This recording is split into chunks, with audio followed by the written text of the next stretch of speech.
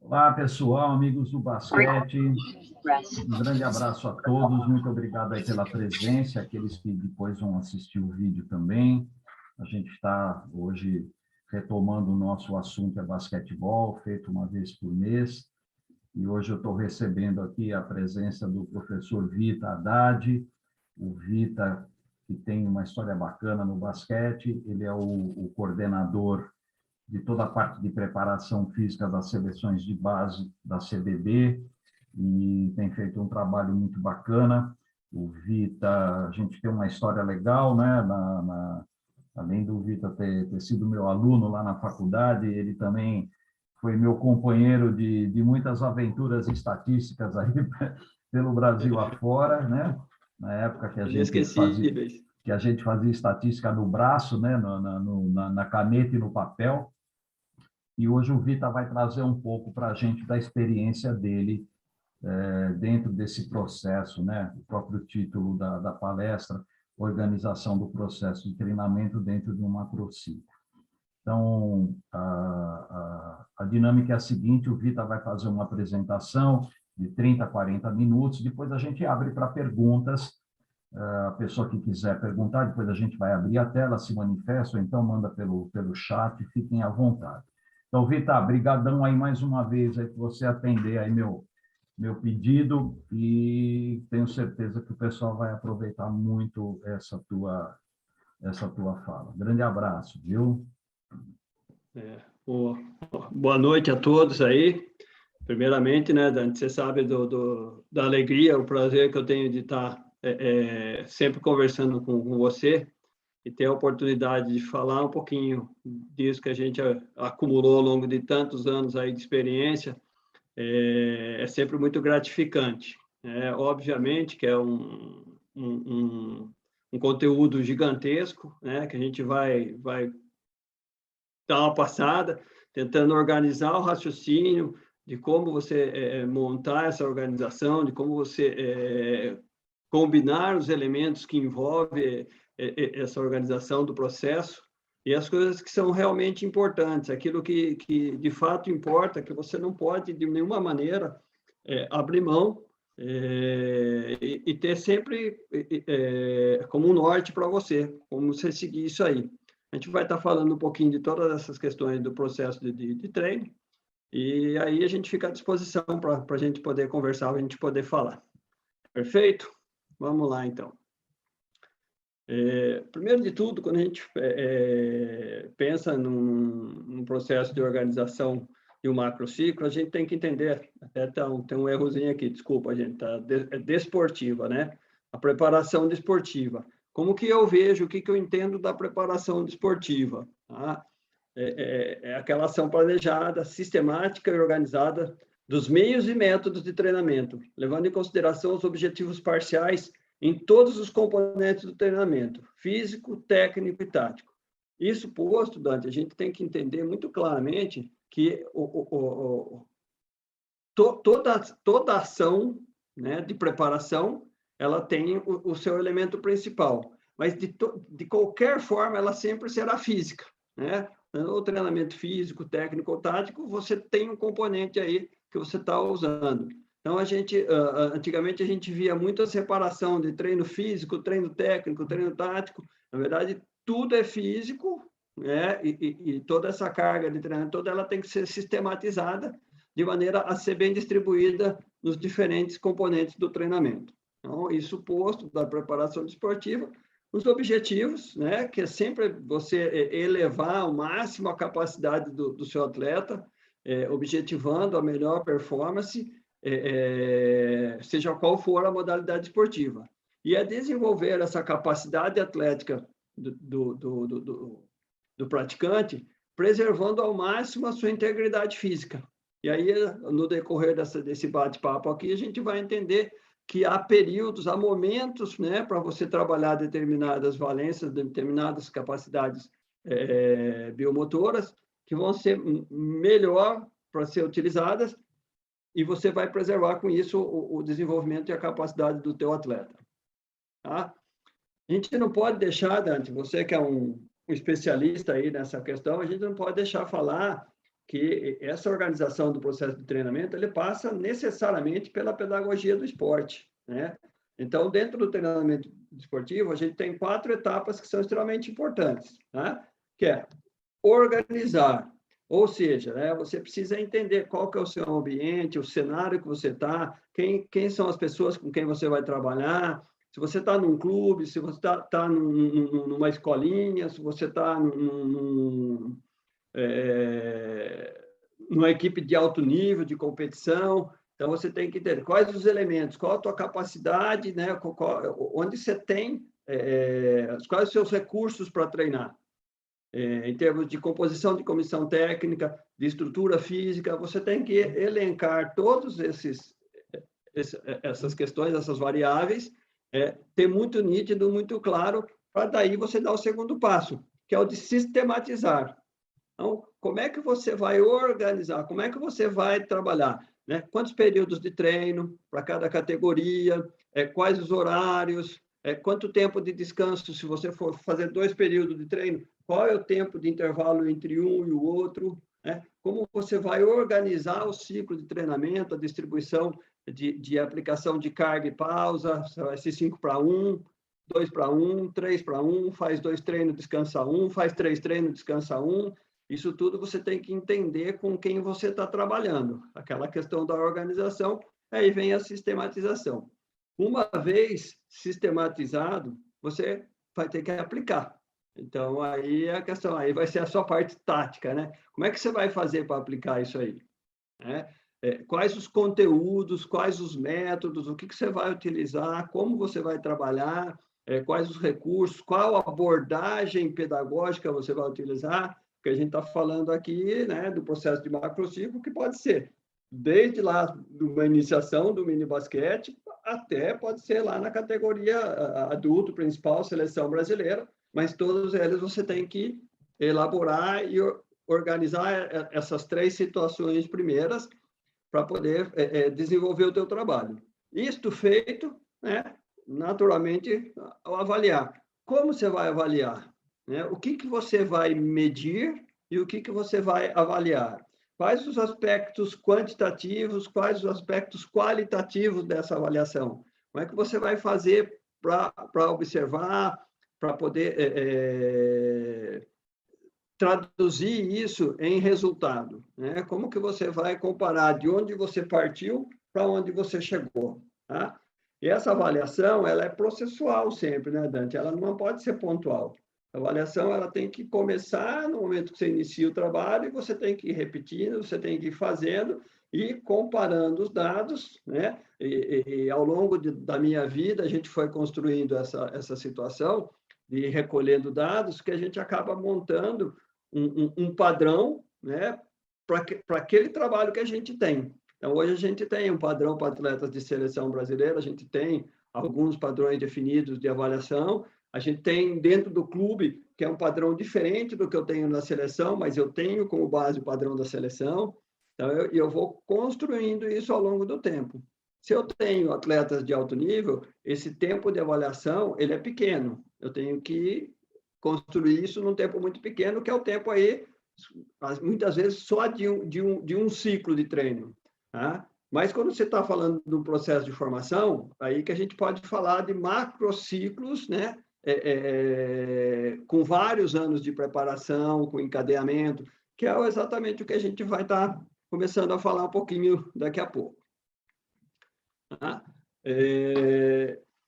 Uma vez que você tem todo esse cenário elaborado, o contexto do teu treinamento organizado, você sabe onde que você está, com quem você trabalhar, quais as metas que você tem para alcançar, quais os resultados que você almeja com aquele grupo, aí você precisa começar a pensar no desenvolvimento, tá? E você não pode começar a pensar no desenvolvimento do teu trabalho se você não respeitar aqueles pilares, né, que são os princípios do treinamento desportivo, tá? Nada mais são do que as diretrizes e regras que norteiam o treinamento de maneira sistemática. A gente falou ali atrás que a gente precisa sistematizar o nosso treinamento. Seguir esses princípios do treinamento é a melhor forma de você sistematizar, porque você vai trabalhar coletivamente, no caso nosso do basquete, mas você consegue dar uma abordagem individual nela. Tá? A utilização coordenada desses princípios sempre vai nos levar a uma organização superior, né? Porque o que acontece muito? A gente fala muito dos princípios de treinamento de forma separada. A gente conceitua muito bem os princípios do treinamento, mas muitas vezes a gente não amarra isso, a gente não entende que isso é um processo. O princípio do treinamento, ele não serve só para quando você está... Não é princípio, né? Não é o início do treinamento. O princípio do treinamento, ele tem que ser aplicado em todas as fases e de maneira coordenada e concomitante. Tá? Eu gosto muito, a gente tem hoje até uma infinidade aí de princípios que são... mas, para mim, o que nortearam toda a minha vida, aquilo que me trouxeram onde eu estou hoje, o que eu sempre levei em consideração ao organizar um macrociclo, ao organizar um processo de treinamento, seja ele, como a gente vai ver, curto ou longo, foram esses 6 princípios aqui, tá? Que é o da individualidade biológica, adaptação progressiva, a sobrecarga, especificidade, interdependência, volume, intensidade e continuidade. Individualidade biológica, né, Dante? É aquela questão ali maturacional, né? A questão da capacidade, no momento de capacidade que o seu atleta se encontra. Então, se é um atleta jovem, sem lastro fisiológico, a capacidade dele de assimilar o treinamento, e aí a gente fala um pouquinho já de carga, de treinamento, a capacidade dele é muito menor em relação a um atleta já formado. Então, eu já tenho que ter muito, muito claro qual que é o lastro desse atleta, né? Quanto ele é capaz de suportar, né? Em cada uma das capacidades biomotoras. E a melhor forma de fazer isso é você ter o conhecimento sobre carga externa e carga interna do treino. Carga externa é aquela vinculada a volume e intensidade. Então, o número de treinos que você faz, a intensidade do treino, o número de repetições, é o que você oferece de treino para o seu atleta. E a carga interna é como ele assimila essa carga que você ofereceu. Então, esse mesmo treino dentro do basquete que você aplica para 12 garotos, 12 garotas, né, ele vai ser percebido de maneira diferente. Você pode dar a mesma quantidade de trabalho, mas ele vai ser percebido de maneira diferente. E aí o acompanhamento, né, da percepção de esforço, da assimilação da carga, para você ir dosando e adequando isso para cada um dos atletas. Porque senão você leva o atleta para a fadiga e muitas vezes você leva para a lesão. Tá? Uma vez que falamos de individualidade biológica, a gente tem que falar da adaptação, né? Porque cada vez que você oferece uma carga, o atleta recebe, assimila, e o organismo dele se prepara para uma nova carga em nível superior. Né? Então, ele se adapta e se prepara para uma nova carga, que já é o princípio da sobrecarga. Então, você tem que entender, na Constituição, a gente sempre viu muito na faculdade, aquela questão lá da supercompensação, né? E então a gente pensa que só tem um momento ótimo de aplicação de carga, mas você tem que entender, depois quando a gente for falar um pouquinho ali de microciclo, que às vezes você não quer que o seu atleta esteja no melhor momento da aplicação, você não quer que ele esteja totalmente recuperado, você quer depletá-lo, você quer abaixar para que a supercompensação seja maior. Então, você tem que, né, estudar a fundo esses princípios e interrelacioná-los. Tá? O princípio da especificidade.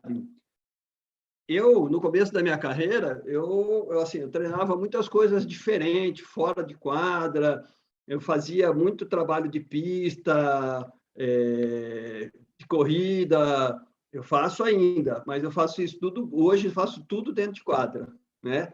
Uma parte do treino de força que a gente faz em academia, mas hoje o treino funcional está muito incorporado. A gente consegue reproduzir o gesto de movimento dentro do basquetebol. Então, a especificidade, aquilo que você quer trazer para a tua realidade de jogo, tem que ser aplicado no treino. Né? Não dá para você ficar treinando fora um monte de coisa e tentar trazer para cá. Não, você tem que usar os meios e os métodos de treinamento, mas trazendo para a especificidade do teu desporto. A interdependência de volume e intensidade. Aqui, Dante, hoje já é uma questão muito... Antes se respeitava isso, era aquela curva clássica, né? Do volume subindo, né? A intensidade vai, depois inverte, sobe a intensidade, diminui o volume. Depende hoje. Hoje a gente tem momentos do processo de treino em que a gente quer volume e intensidade, né?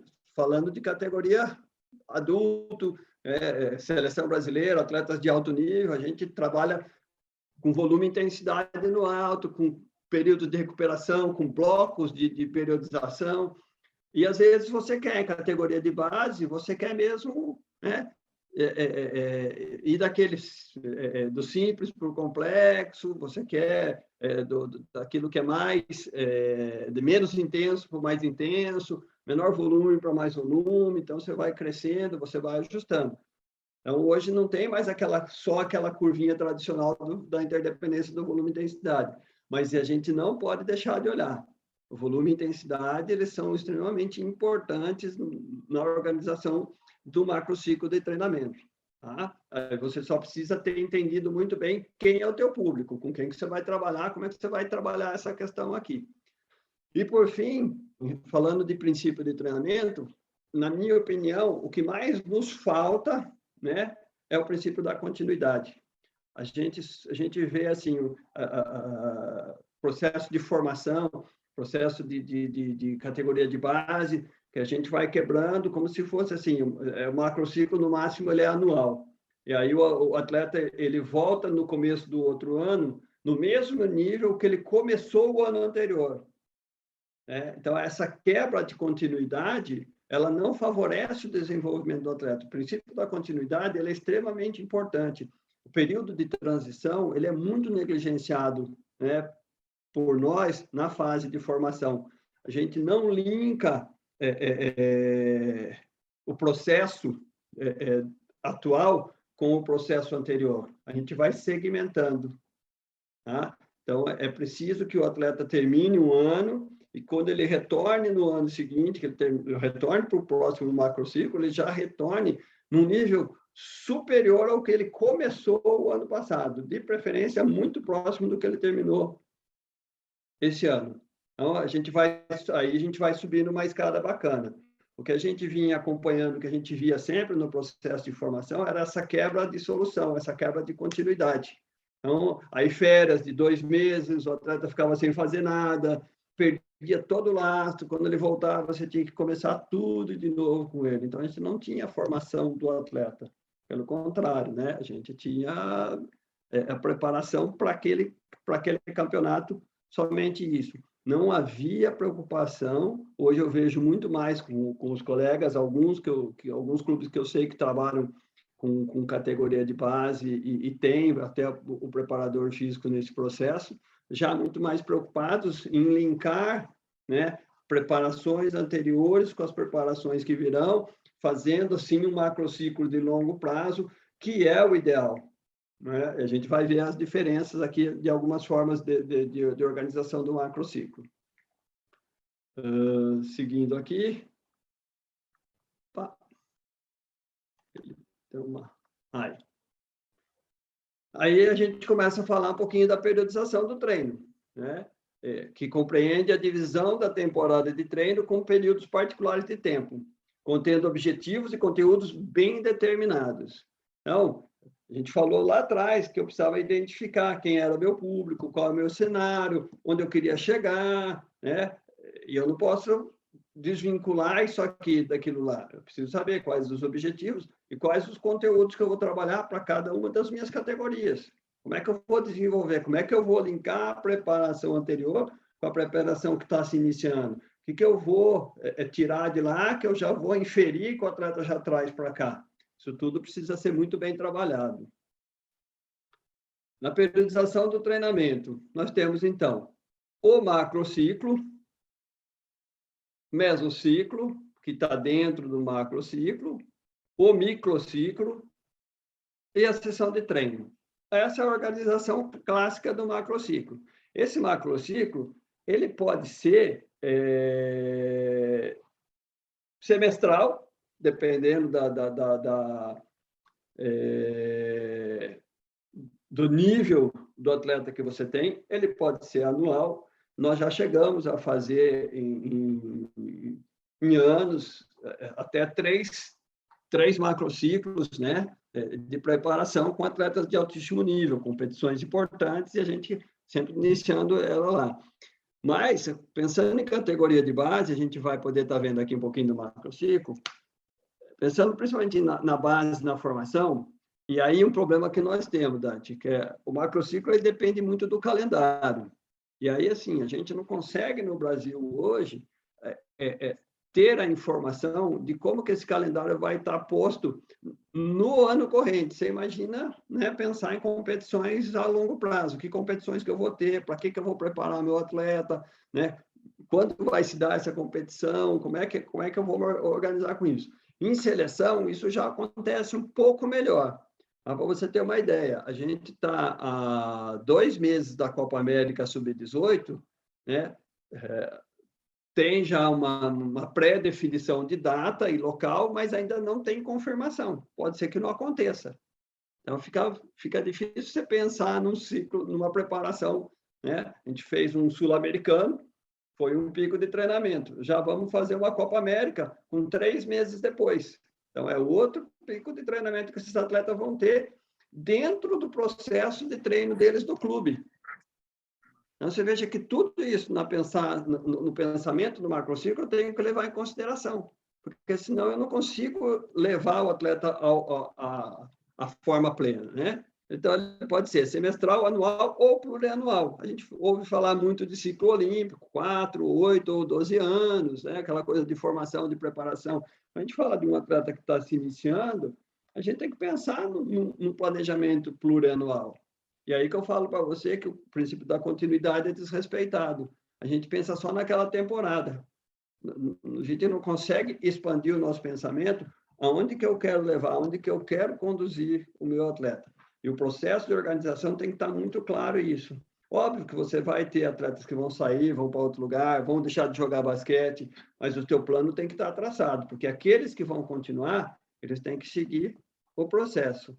Eu acredito fundamentalmente no processo. Eu acredito que você consegue chegar, né, em bons níveis se você focar no processo e perseguir isso aí. Se você conseguir ir colocando etapa a etapa e vencendo ela e formando o teu atleta. A gente tem tido resultados bem bacanas, com revelação de jovens talentos aqui, com o trabalho que a gente tem feito aqui em Campinas já há algum tempo. Tá? O macrociclo ele é organizado em mesociclos e microciclos, que a gente vai falar um pouquinho para frente lá. E ele é dividido em períodos, né? Basicamente, o período preparatório, quanto tempo você tem para se preparar. O período competitivo, daí por isso é importante você ter, né, o desenho das competições, como é que você vai jogá-las, e o período de transição. Esses são os 3 períodos de qualquer macrociclo, seja do tamanho que ele for. Tá? Aí vem o macrociclo, o mesociclo. Depende do macrociclo também, obviamente. Dentro de tudo que a gente está falando, que está tudo amarrado, né? E eles vão ser organizados dentro daqueles períodos, né, que a gente falou aqui um pouquinho antes. Dentro do preparatório, ele vai ter os mesociclos de treinamento, os mesociclos de controle, pré-competição e competição. Tá? O de controle pode ser, quando a gente fala assim, o mesociclo de controle, são os períodos de teste ou de competição, de avaliação. Uma competição teste, você não tem o objetivo de ganhar a competição ou de classificar para uma competição posterior. Tá? Da mesma forma, né? Como a gente falou, o mesociclo competitivo também tem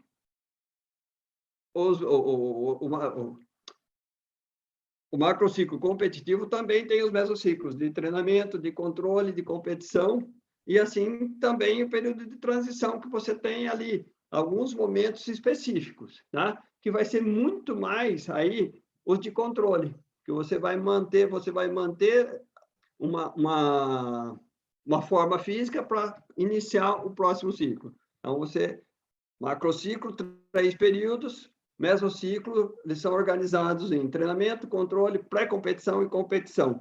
Não mais que isso. O mesociclo está dentro do macrociclo. Tá?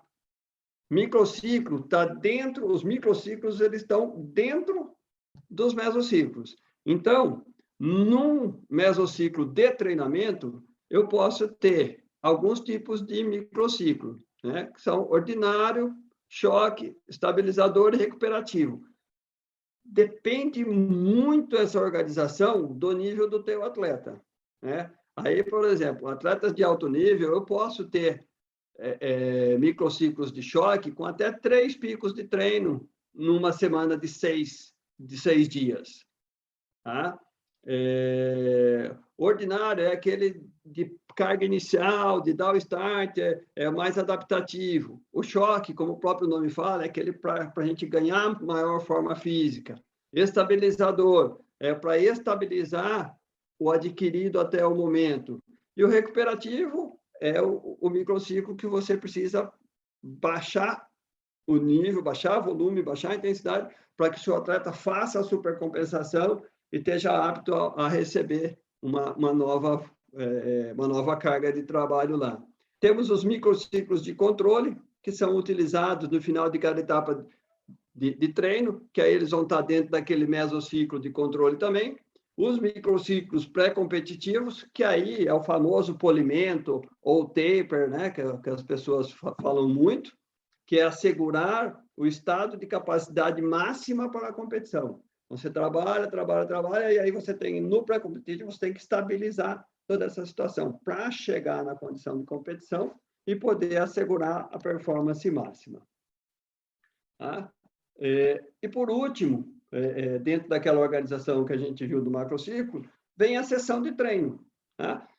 Aí vai depender do que você tem. Tem 2 sessões de treino por dia, 4 vezes por semana, 5 vezes por semana, 3 vezes por semana.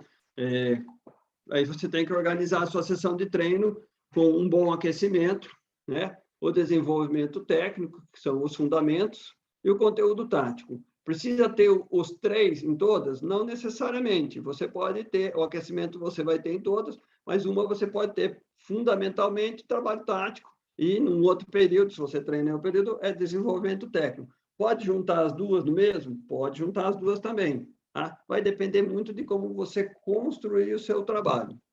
Aqui, Dante, eu sempre gosto um pouquinho de falar, né, nessa situação que a gente está falando aqui, um pouquinho do aquecimento. Porque o aquecimento, a gente tem uma ideia que ele é uma coisa só para você dar uma corridinha, se mexer um pouquinho e entrar para o treino. Dentro da organização da sessão de treino, o aquecimento ele é extremamente importante. Por quê? Porque é um conjunto de exercícios e procedimentos que ele é especialmente selecionado para a preparação eficaz do organismo para o treino que você vai aplicar. Então, se você não programar o seu treino, você não vai conseguir programar um aquecimento adequado. Então, o treino, você tem que saber o que você vai fazer no seu treino. Se você tem um preparador físico, vocês vão ter que conversar, porque esse preparador físico ele vai ter que te entregar o grupo pronto para executar aquela tarefa que você tem como objetivo do teu treino. Então, isso já é um momento muito rico que você consegue trabalhar. Para quem não tem preparador físico, o aquecimento ele é um momento muito rico. Você consegue trabalhar, principalmente em categoria de base, controle motor, coordenação motora, ritmo, capacidade cardiorrespiratória, dentro do próprio aquecimento, organizando no teu processo ali, de 20 a 30 minutos, você consegue fazer circuitos de habilidade que preparam um atleta, que colocam ele em condição adequada de trabalhar. Né? Os objetivos do aquecimento, né? Já pensando na preparação da sessão de treino lá, que é subir a frequência cardíaca e aumentar a temperatura corporal, melhorar a velocidade da contração e relaxamento das fibras musculares, aumentar a lubrificação das articulações e, principalmente, né, a gente vê muita, não sei se a palavra é descontração, a gente vê muito, às vezes, descompromisso no aquecimento sem a preparação do atleta. Preparação mental. No aquecimento, ele já tem que estar envolto naquilo que ele vai fazer, ele já tem que estar se preparando, ele já tem que estar focado naquilo. Então, as conversas paralelas não faz sentido. Eu sempre digo para os meus atletas, vocês já têm que estar pensando no que o teu treinador te cobrou ontem, aquilo que você não fez, que ele quer que você faça, como você vai fazer. Você tem que pensar no adversário que está vindo para jogar, o cara que você vai marcar, como é que você vai fazer para marcar ele. O aquecimento já é essa preparação. E aí que eu falo, né? Você prepara para o esforço, até mesmo pelo aumento da concentração. As características do aquecimento que eu gosto de fazer é sempre uma ativação neuromuscular, então está muito mais relacionado a movimentos de controle motor. Depois a gente faz estabilização e mobilidade, que trabalha muito com elementos de equilíbrio, mas principalmente mobilidade de articulação, tornozelo, quadril, ombros, muita mobilidade. Sempre de intensidade progressiva, sempre a gente vai propondo atividades que aumentem, que elevem mais a frequência cardíaca, e eles precisam conter necessariamente movimentos em intensidades semelhantes ao desporto que você vai praticar, e mais do que isso, né? Voltados para a sessão de treino que você organizou. Tá? Por último aqui, né, os tipos de aquecimento, como eu falo que é um momento muito rico. Você pode trabalhar, às vezes a gente precisa lançar a mão de um aquecimento recreativo. O ambiente está pesado, os caras estão cansados, né? O aquecimento recreativo traz ele para essa situação de treino. Aquecimento rítmico, proprioceptivo, coordenativo, condicionante, combinados com várias dessas formas aqui, e especialmente um aquecimento de competição. É muito importante o atleta ter rotina, né? Ele chegar, ele saber que ele tem que, num determinado momento, ele tem uma parte de ativação neuromotora, tem uma parte de mobilidade, depois ele tem as ações de jogo que vão ser ali. Isso tudo também tem que ser treinado. O aquecimento de jogo, ele tem que ser treinado. O atleta ele tem que chegar para aquecer para o jogo pronto para executar, pronto para realmente entrar preparado para o jogo. E aí entra o aspecto também mental, né? Se você acostuma o teu atleta, ele vai estar melhorando muito com relação a isso. Tentei sintetizar bastante aqui esse processo do macrociclo. Cada uma dessas coisas que a gente falou aqui daria uma aula em separado, daria uma discussão completa, daria para a gente falar muito mais. Mas eu acho que, assim, como ponto de partida, para que a gente comece a pensar um pouco mais nisso, eu acho que ficou bem bacana. E assim, é o que tem norteado a minha vida. Eu tenho 33 anos de seleções de basquete, são 25 anos, ano que vem eu completarei 25 anos de seleções brasileiras. Acho que algum resultado essa organização ela trouxe, né? E a gente tem tido algum sucesso com isso. Então, fica aqui o meu muito obrigado aí a todos que disponibilizaram um pouquinho do tempo para ouvir, e estou à disposição, não só nesse momento aí, que a gente possa conversar, trocar alguma ideia, mas depois da sequência, o Dante sabe disso, sempre que a gente tem oportunidade, a gente conversa aí sobre alguns assuntos, algumas pessoas que o Dante já pediu para me procurarem, a gente tenta ajudar um pouquinho na organização, então aí estou à disposição. Muito obrigado. Ok. Valeu, Vitor. Obrigado de novo. Muito, muito boa a tua apresentação. Vamos fechar a tela aqui. Deixa eu colocar a tela completa aqui. Espera aí. Quer que eu feche aqui? Fecha aí, por favor, Vitor. Pronto. Aí, agora sim. Beleza. Espera aí. Eu passo aqui para... Antes. Tá. Agora sim. Então, eu vou pedir para todo mundo aí abrir o vídeo, se quiserem abrir o microfone, para a gente poder iniciar nosso bate-papo, né? Eu queria começar, Vitor, que você falasse um pouquinho mais dessa questão do treino integrado, né? Historicamente, o processo de treinamento teve uma evolução muito grande, né? Na minha época, faz tempo, na minha época e na do Tácito, faz muito tempo,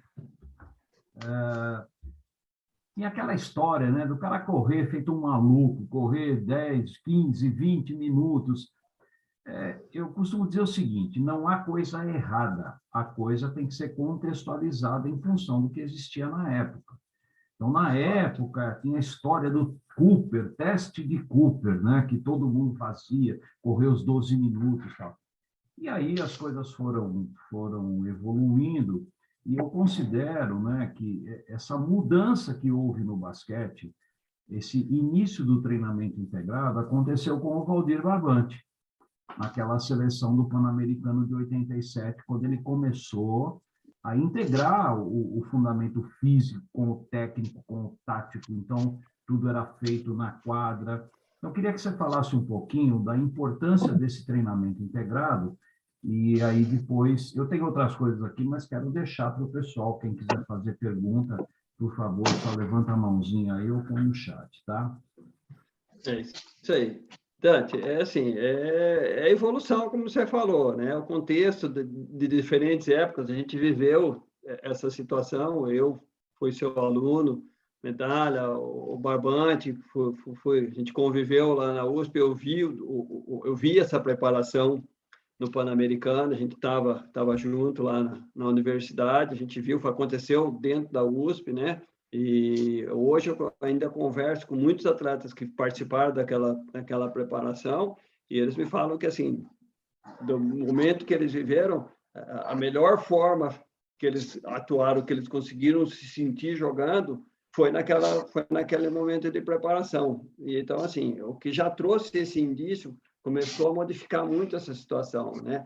A gente ia para a pista, a gente fazia 20 tiros de 400 metros, fazia umas loucuras, assim, ficava bem fisicamente, mas totalmente fora do contexto. Eu corria para caramba, mas, né?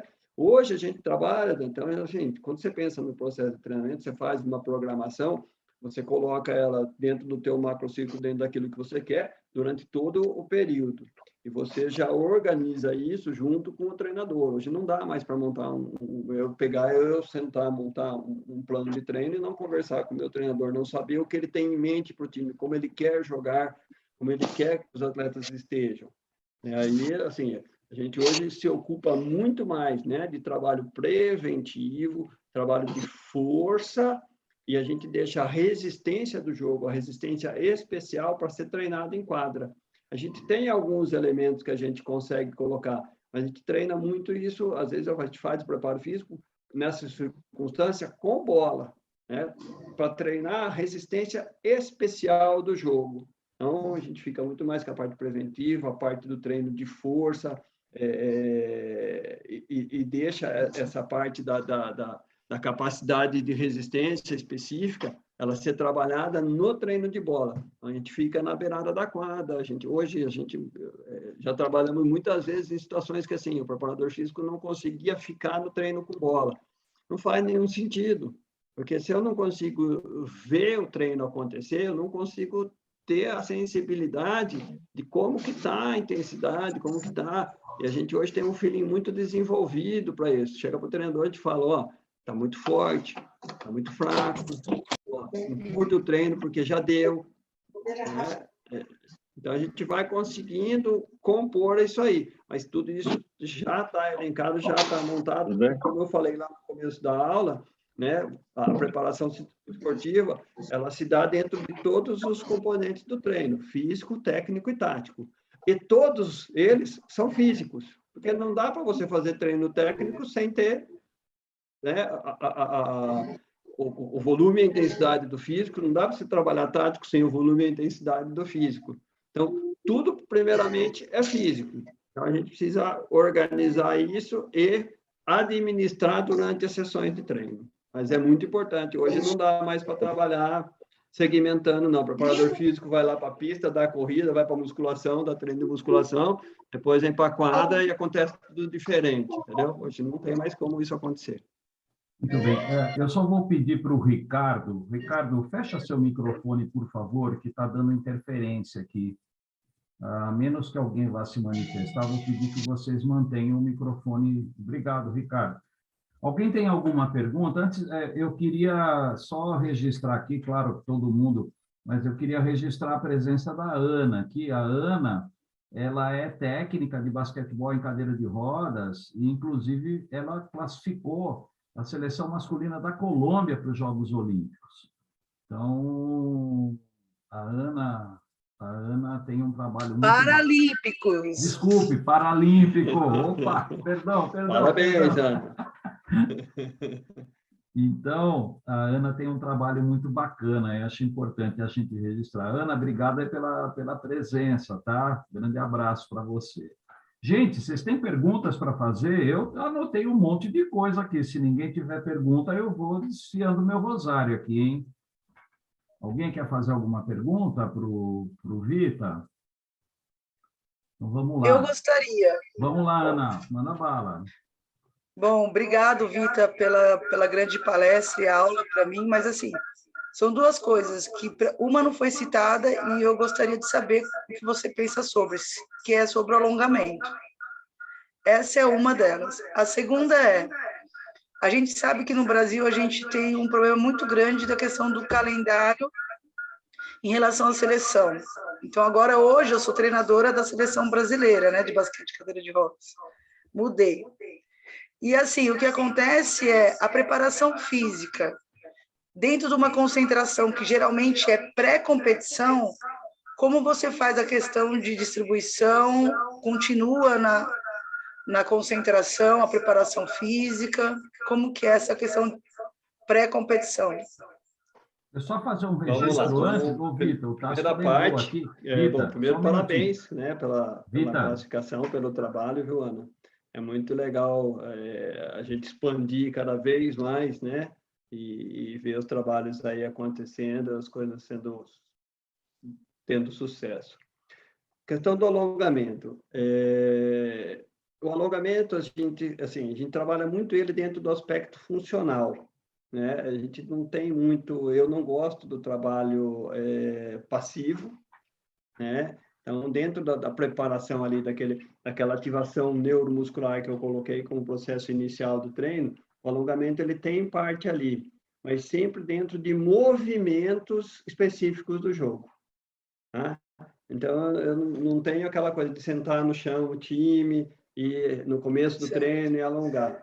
Mas a gente tem uma sequência de movimentos que a gente ensina os atletas a irem fazendo para que eles estejam dentro dessa mobilidade, porque, assim, quando eu falo de mobilidade, eu faço ativação neuromuscular para recrutar a musculatura que eu quero, e aí, quando eu falo de mobilidade, eu não posso descartar o alongamento, porque a mobilidade, ela depende, né, da amplitude articular, mas ela depende do alongamento muscular. Então, ele é trabalhado, mas tudo dentro dessa questão do movimento. Eu não gosto muito do alongamento passivo, realizo muito pouco, às vezes faço em algum atleta muito encurtado, que precisa de um trabalho específico para isso, tá? E não, assim, não gosto daquele alongamento final intenso também, né? O alongamento no final, ele pode ser feito espontaneamente, de uma forma leve. É assim que eu sempre oriento meus atletas. Acabou o jogo, né? Quer deitar um pouquinho no chão e fazer um passivo, mas é um alongamento leve, muito mais no sentido de fazer um realinhamento de fibra muscular, do que no sentido de alongar. Ele não precisa disso, até porque com o corpo totalmente aquecido, isso, né, não vai ter um reflexo bacana. Eu posso, sim, determinar dentro de um processo de avaliação que eu tenho um atleta com baixa flexibilidade. Então, desenvolver um trabalho específico no início da preparação, no início do macrociclo, para que eu melhore essa flexibilidade dele, e aí eu tenho reflexos de melhora de força, melhora de agilidade, melhora de velocidade, tá? Mas é tudo, Ana, tudo colocado dentro desse processo, tá? Então, ele é, sim, importante, mas tem que estar inserido, como disse o Dante, ele tem que estar inserido nesse contexto. Tá? Não sei se ficou claro, e aí a gente depois pode conversar mais, que a gente possa estar falando. A outra coisa, eu queria que você desse um contexto um pouquinho melhor para mim. Você está numa concentração, assim... Por exemplo, eu vou falar sobre Tóquio, vamos dizer. Então, assim, eu tive 20 dias de treinamento antes de ir para Tóquio. E aí a minha dúvida era, eu tinha jogadores que não estavam no ideal fisicamente para estar ali, na Paralimpíada. Então, eu continuei a preparação física dentro de um contexto para ele chegar na competição com uma certa preparação, mas são 20 dias. Mas o que eu quis dizer é, valeu a pena? Para mim, sim, mas eu gostaria de saber se isso interfere alguma coisa, entende? Porque, na verdade, não é que todo mundo nos seus clubes segue o programa de preparação física ideal que deve chegar numa seleção. Muitas vezes o jogador não chega lá, né? Isso eu falo de pré-competição, não aquela coisa de preparação de 5 concentrações antes de uma competição, que você tem avaliação, que você tem um plano de treinamento. Eu já falo, dentro desse plano de treinamento, ele não chegou lá ideal, mas ele já está pré-selecionado. Entende? Ana, deixa eu só te dar um contexto, então, assim, só para você ver. A gente tinha, anteriormente, em seleções brasileiras, a gente chegamos a ter 4 meses de preparação para uma Olimpíada, né? Em 2012, nós tivemos uma preparação longa, fisicamente. Um sonho, né? Mas, enfim. Tudo bem. Hoje em dia, isso não tem mais local, não cabe mais, porque, assim, recurso financeiro, calendário, as equipes em atividade, ceder jogador por tanto tempo, muito complicado. Hoje a gente tem tido 15 dias de preparação com seleções brasileiras. O que nós temos tentado fazer é monitorar esses atletas que a gente já tem dentro do espectro de convocação, conversar com os clubes, né? Entender o momento que eles estão e acompanhando isso, né? Para na hora que a gente reunir o time, tentar trazer uma homogeneização somente. Não tem milagre, não tem processo de 15 dias que eu vou conseguir fazer de preparação física. Eu não vou deixar ninguém mais forte em 15 dias. Então, o que eu tenho que tentar fazer? Otimizar algumas capacidades. Qual é a melhor forma disso acontecer? O treino de quadra, o treino de bola, porque você vai dar a resistência especial, o específico de jogo que eles necessitam. O preparo físico vai ser o complementar, vai ser o trabalho funcional, de mobilidade, de ganho de controle neuromotor, é aí que você vai... Porque, assim, não tem mágica. Não adianta eu falar assim, eu vou fazer, nossa, vou levar eles para a academia, vou fazer 5 sessões de treino de força, não vai ter o menor reflexo, pelo contrário, né? Vai confundir tudo. Então, assim, ou você tem tempo para trabalhar, e aí você, né, tem que começar a ter essa conversa com os clubes, com as pessoas que fazem o treinamento, para entender como é que está o processo, se houver abertura, sugerir algumas coisas, para que quando for estar chegando próximo a essa parte, eles já tenham dentro do processo, reúnam todas essas condições que precisam estar sendo treinadas, né? Eu acompanho vários atletas de seleção brasileira, aos quais, junto com o clube, a gente prescreve alguma sequência de treinamento, a gente tem atletas, e é sempre junto com o clube, nunca a gente tem uma conversa com o jogador, é sempre com o clube e o preparador físico do clube, para que a gente vá trabalhando isso. Tem menino que joga, tem menino que joga o sub-19, o sub-20, joga no adulto, né, e vem para a seleção depois. Então, assim, não tem muita mágica. A gente não tem que inventar a roda. Nessas situações de preparação curta, o objetivo é homogeneizar o grupo. E aí, o melhor trabalho é o treino bem organizado de quadra. Né? Você trazer esse aspecto físico para o teu treino de quadra. Certo. Tá? É o que a gente tem feito ao longo desses últimos anos. Muito obrigada. Muito obrigada. Gente, deixa eu só fazer um registro aqui. O Tácito lembrou, a Ana foi uma das nossas primeiras acampantes na época que nós tínhamos o Tigres acampamento de basquete. Ela, e você vê, né, a gente fica muito orgulhoso de ter acompanhado a carreira dela, onde ela chegou. Isso é muito bacana. Então, o Tácito lembrou a gente aqui esse registro. A Ana era uma garotinha.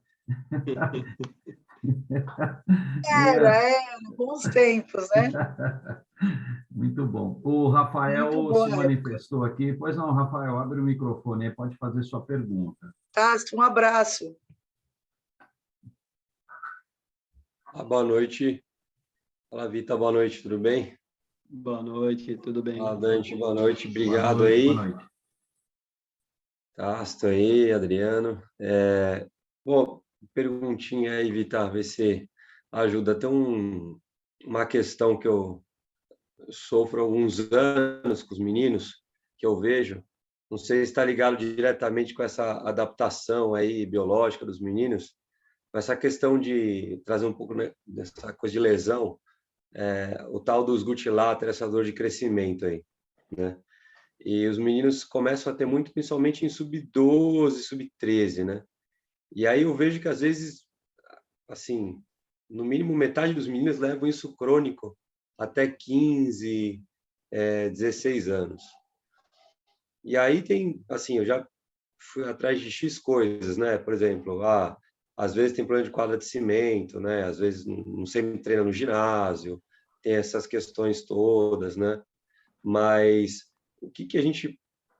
Será que pediu alguma mágica? Não sei se tem alguma mágica. Não é uma mágica, não é uma mágica, é processo. Né? É mesmo, cai na mesma coisa.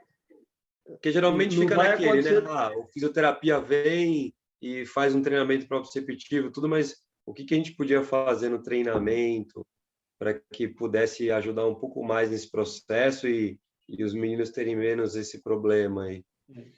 Osgood-Schlatter é um problema seríssimo, Rafael, porque ele causa ele pode trazer uma lesão muito grave, que é a lesão de fratura por arrancamento, por avulsão. Tá? A sobrecarga no tendão patelar é tão grande que ela acaba fazendo um arrancamento da parte anterior da tuberosidade da tíbia. Eu já vi várias vezes isso acontecer, né? Porque é negligenciado o Osgood-Schlatter. Então, você está com razão de perguntar. Duas coisas têm que ser feitas dentro desse processo, né? E aí entra aquela questão que a gente falou do específico. Esse aluno ele tem que alongar a posterior. Esse atleta ele tem que melhorar o alongamento, né? Não só de posterior, perdão, de posterior e anterior, de cadeia cinética anterior e posterior. Ele tem que melhorar o alongamento de cadeia dele, então, tá? São duas situações. A segunda situação é que ele precisa fazer fortalecimento excêntrico. Então, só o trabalho proprioceptivo é bacana, porque ele cria a condição para o treino acontecer. Mas o trabalho é sempre... Porque quando que se dá realmente a dor e a lesão no Osgood-Schlatter? É na aterrissagem do salto, não é na hora da subida, é sempre na aterrissagem do salto. Tá? E aí, esse trabalho de treino excêntrico ele tem que ser feito tanto para a panturrilha quanto para quadríceps. Tá? Você entende? Todo mundo entende quando eu falo de treino excêntrico, como fazer? Uma maneira muito simples, por exemplo, treino excêntrico de panturrilha. Você coloca uma madeirinha, um taquinho, o atleta ele sobe no taquinho com os dois pés em cima, lá na pontinha do pé. Ele tira um pé e desce o calcanhar em direção ao solo só com um dos pés. Apoia os dois, sobe com os dois, tira, desce com o outro. Vai alternando, mas o trabalho excêntrico é o trabalho de controle de descida, é o amortecimento do salto. Então, ele tem que trabalhar isso em panturrilha e ele tem que trabalhar isso em quadríceps, que pode ser ou na cadeira extensora, né? Sobe o peso com duas pernas, desce o pé, desce com um só. Sobe com dois. Ou ele pode fazer um senta e levanta no banco, que é o melhor de todos. Aí entra a correlação com o trabalho proprioceptivo. Porque ele está sentado, ele levanta, tendo os dois pés em apoio no chão, eleva uma perna, tira um pé do chão e volta a sentar somente com um apoio. Controlado, sem deixar que esse joelho faça o valgo dinâmico, então controlando, tá? E aí como é que você faz para controlar o valgo dinâmico? Fortalecimento de glúteo, ativação neuromotora, controle motor. Tem que trabalhar glúteo, porque quem vai estabilizar, quem vai rodar externamente o joelho é glúteo. Então, é um encadeamento. Essa ativação a gente aprendeu bem naquele camp de Campinas lá. Aprendeu bem, né? Aprendemos bem lá, essa ativação. Desculpa o termo aqui, eu sempre brinco com meus atletas, ele fala ativação de glúteo, né? Então, meus atletas, eu sempre brinco com eles que assim, que atleta meu não pode ser bunda mole, né?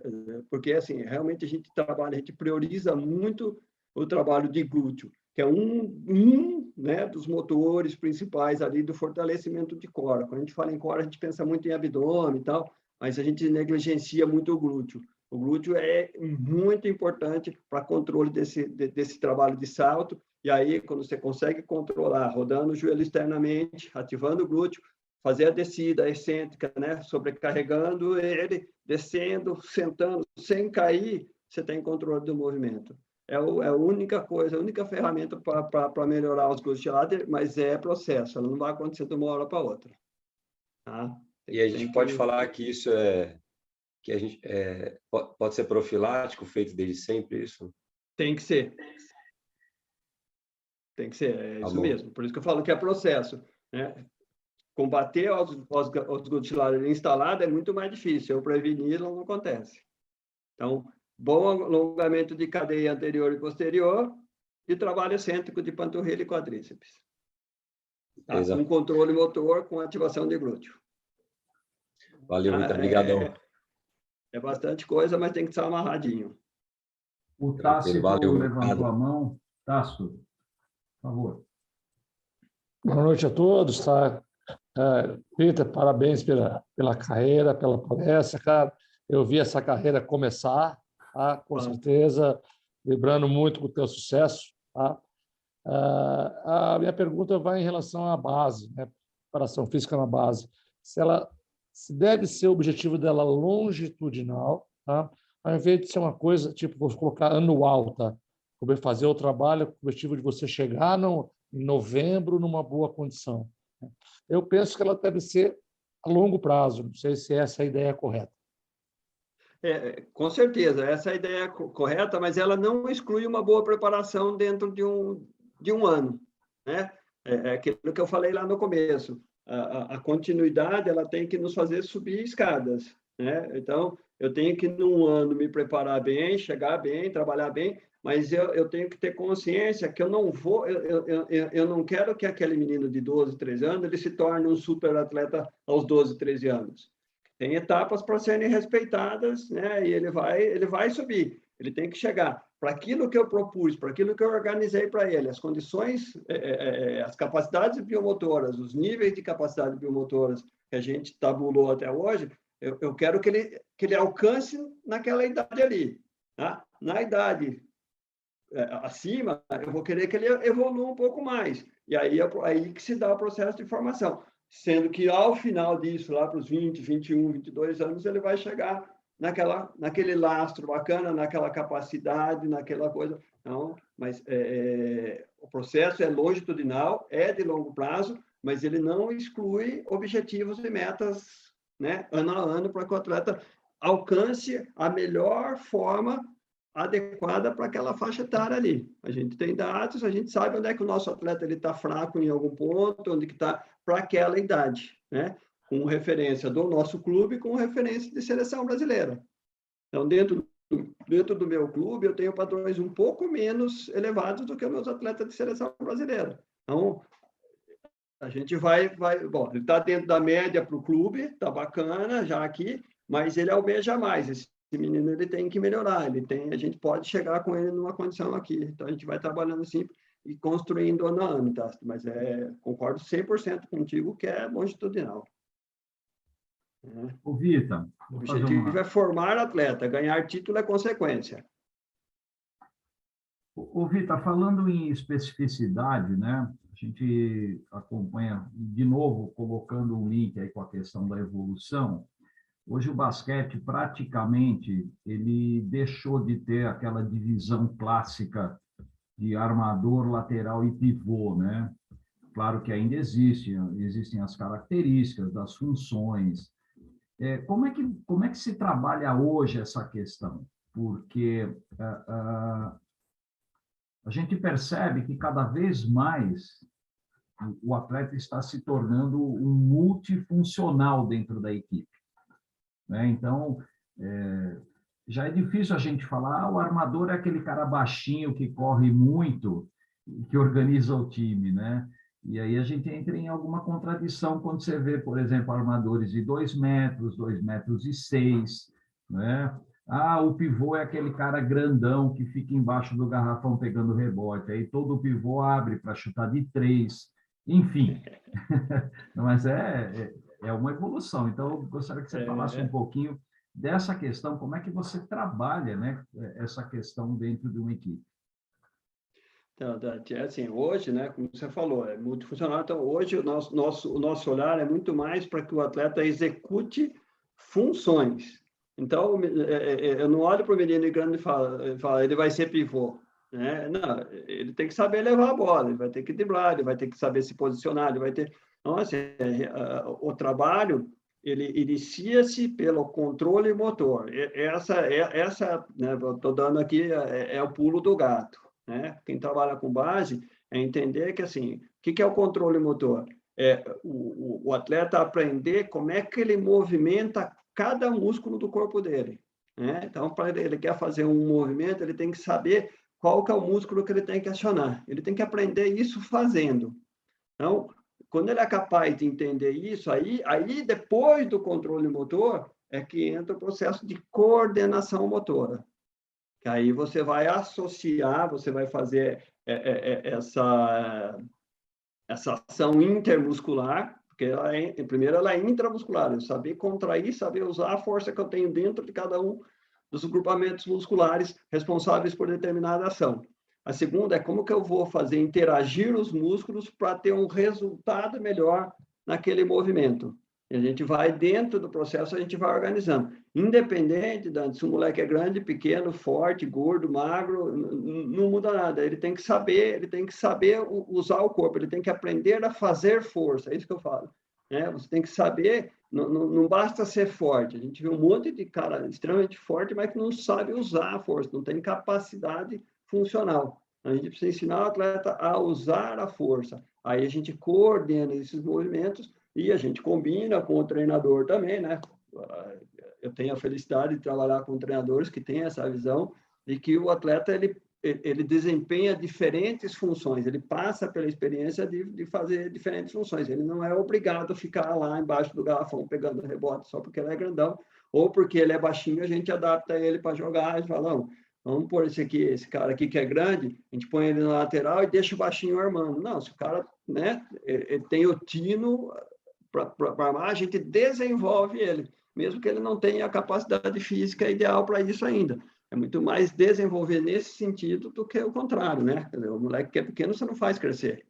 Mas eu posso ensinar um garoto maior a ter mais domínio de bola, mais controle do corpo, isso eu consigo fazer. É nesse sentido que a gente trabalha. Muito bom. O Adriano levantou a mão, mas, Adriano, eu tenho uma pergunta aqui no chat do Ricardo, depois eu passo para o Adriano, tá? O Ricardo diz o seguinte, eu tenho alguns atletas que sentem dores na canela e no tornozelo e passam tempo na fisioterapia, mas depois de um tempo eles voltam, né? Enfim, o que ele poderia fazer, se tem alguma coisa que ele pode fazer para amenizar essa questão aí das dores na canela e no tornozelo? Normalmente, Dante, essa dor na canela está muito relacionada à falta de mobilidade do tornozelo, né? É difícil dizer assim sem saber, mas normalmente, como ele me diz assim, que é um caso bastante recorrente, normalmente precisa olhar, dar uma olhada como que está essa mobilidade de tornozelo, porque o que acontece? Sem a mobilidade do tornozelo, o garoto corre chapado, então ele aumenta demais o impacto, né? Que transfere, e o primeiro ponto que recebe esse impacto é a canela. Tá? Então, assim, o que eu diria, precisa fazer um trabalho de mobilidade do tornozelo e também, nesse caso, o trabalho de fortalecimento, não só de panturrilha, mas também de tibial anterior. Então, você tem que olhar a cadeia agonista e antagonista, aí tem que fazer um trabalhinho. E o trabalho proprioceptivo pode ser interessante, porque o proprioceptivo ele tem uma ação de fibulares, né, que são responsáveis pela estabilização desse movimento na corrida. Então, propriocepção, mobilidade do tornozelo e fortalecimento de tibial anterior e panturrilha. Bom, eu vou passar para o Adriano. É o que eu faria. Eu vou passar para o Adriano e com o Adriano a gente vai fechar esse nosso bate-papo, né? Para que o tempo não fique muito longo. Eu sei que depois de um determinado tempo a atenção vai se esvaindo, né? Então, Adriano, Vou passar para você e para você fazer a última pergunta para o Vita. Obrigado, Dante. Boa noite a todos. Vita, primeiramente, parabenizar você pelo Sul-Americano, mais um, né? Enfim, Vita, você tem o privilégio de tanto circular no masculino como no feminino, e especialmente na base, e você tem uma amostragem muito clara das valências físicas que os nossos atletas têm em relação aos sul-americanos, às Américas e ao mundo, inclusive, né? Você diria que a gente está em que patamar? Onde que a gente precisa chegar, né? Você vê claramente a Argentina buscando um projeto de altura. A gente não tem essa altura toda, né, de maneira geral. Antigamente a gente tinha. E nos outros quesitos também. Onde que a gente tem que caminhar? Se você tivesse falando para... como tem aqui bastante gente que trabalha na base, o que a gente tem que procurar e o que a gente tem que buscar para orientar para uma seleção brasileira? Obrigado. Opa, Adriano, sempre um prazer falar contigo, né? Tive a oportunidade da gente estar junto aí em alguns momentos, algumas situações, e bem bacana a tua pergunta, porque ela vai direto à questão do processo, né? Aquela coisa a ser feito a longo prazo. Então, o que eu entendo, Adriano, é que a gente, assim, nós temos hoje uma prevalência muito grande, né, em termos físicos na América do Sul. Nós não devemos nada para nenhum país do mundo em termos de preparação física. Nós temos excelentes preparadores físicos trabalhando aí com as equipes. Hoje nós temos até um grupo de preparação física onde a gente conversa, a gente apresenta trabalhos diferenciados, a gente vai trocando ideias aqui. Se eu não me engano, nós estamos com mais de 25 preparadores físicos lá no grupo já.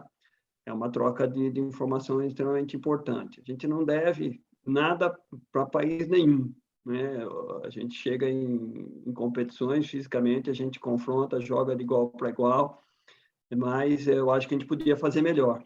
Acho que a gente podia melhorar mais ainda. Eu acho que a gente precisa urgentemente um programa de detecção, acompanhamento e desenvolvimento de talentos, né? E aí eu acho que a gente tem que entender um pouquinho melhor as questões maturacionais, a gente tem que olhar um pouco mais também, não só, eu acho que a gente tem que olhar um pouco para a questão de altura, porque a gente tem essa característica de ter boa altura, mas ter atletas muito fortes fisicamente e bem condicionados.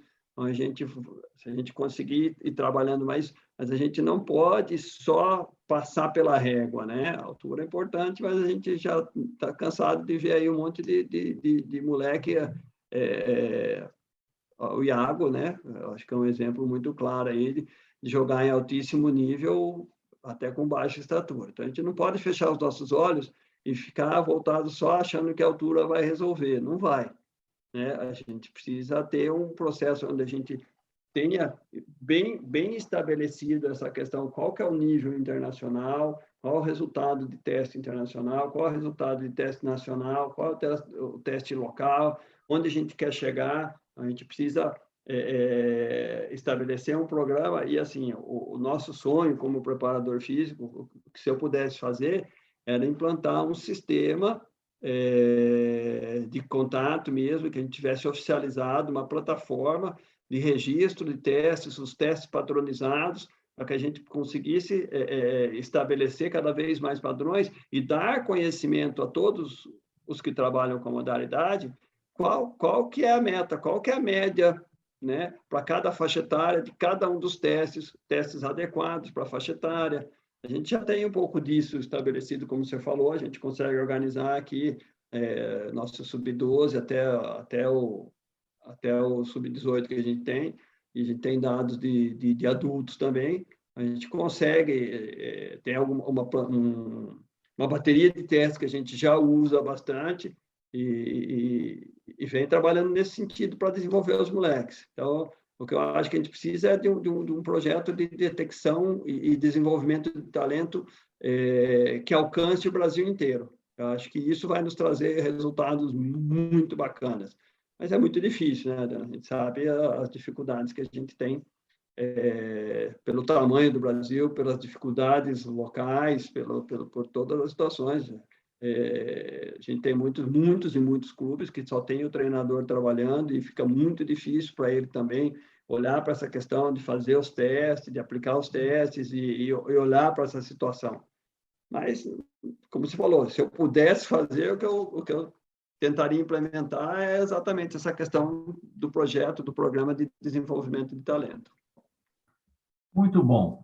Bom, gente, antes de encerrar, eu queria só reforçar a lembrança do Adriano aí, né? O Vita recentemente fez parte do grupo que foi campeão sul-americano sub-18, né? Foi uma conquista muito importante, a gente retomando aí, né, o nosso espaço na América do Sul. Vamos torcer para que esse trabalho, juntamente com o Galvani, juntamente com o pessoal da comissão técnica, tem realizado. Aliás, o Galvani será o nosso próximo participante aqui do Assunto é Basquetebol. Em maio, a gente vai trazer o Galvani. Então, eu quero agradecer a presença de todos, especialmente ao Vita, por esse trabalho maravilhoso e que deixa a gente bastante feliz e, ao mesmo tempo, orgulhoso, né, de ter podido, de alguma maneira, contribuir um pouco na formação, né, de pessoas que têm hoje uma competência muito grande. Então, Vita, muito obrigado. Deixo com você aí as palavras de encerramento e o meu agradecimento a todos, o agradecimento ao professor Medalha, que cede para a gente aí o Zoom, né? O Medalha que empresta o Zoom para que a gente possa ter um pouco mais de tempo, né, Medalha? Obrigado aí mais uma vez. Fica tranquilo que eu vou te mandar a conta no final do mês. Esse é o meu medo. Três braminhas resolve o problema. Eu sabia que isso ia acontecer. Valeu, Medalha. Obrigado. Vita. Todo prazer. A hora que você precisar, está liberado. Sem problema. Beleza. Vita, contigo aí o encerramento. Parabéns, Vita. Muito bom. Parabéns a todos. Bom, é um enorme prazer, né, Dan? Tá reunido aqui com pessoas tão especiais aí. Você, a Medalha, foram professores, o Tasto, que acompanhou esse meu início lá no basquete. Trabalhamos junto lá na Fundação Bradesco. Adriano, com quem eu tenho feito alguns contatos aí, a gente já teve a oportunidade de trabalhar em algumas situações juntas. O pessoal participou, a Ana aí está trabalhando, como você falou, né? Veio lá da escolinha lá dos Tigres e está aí batalhando. Rafael, todo mundo que estava participando está interessado. Estou lendo aqui algumas mensagens de agradecimento. Sou eu que tenho que agradecer, né, Dante? Porque a oportunidade que eu tive é um privilégio gigante. Está tanto tempo nessa estrada aí, ter passado por tantas situações boas e algumas difíceis, mas que trouxeram essa experiência, formaram quem hoje eu sou. Então, fica o meu agradecimento e o meu carinho sempre de estar junto com vocês, estar conversando, trocando ideia, e o que eu tiver condição de ajudar, estou disponível para todos aí.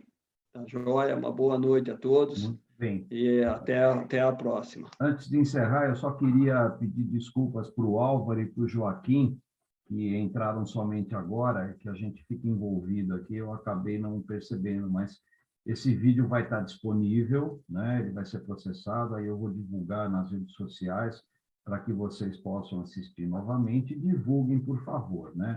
Todo o nosso trabalho, como eu sempre digo, o conhecimento é muito importante, mas ele só é conhecimento quando ele é compartilhado, né? Então, vamos divulgar, divulguem à vontade, por favor, tá bom? Então, gente, boa noite para todos vocês, uma boa semana, um bom feriado, temos um feriado aí pela frente, e que todos estejam muito bem. Um grande abraço. Vita, boa noite, pessoal. Mais uma vez, brigadão. Aqueles que forem para a avenida, cuidado com a fantasia, hein?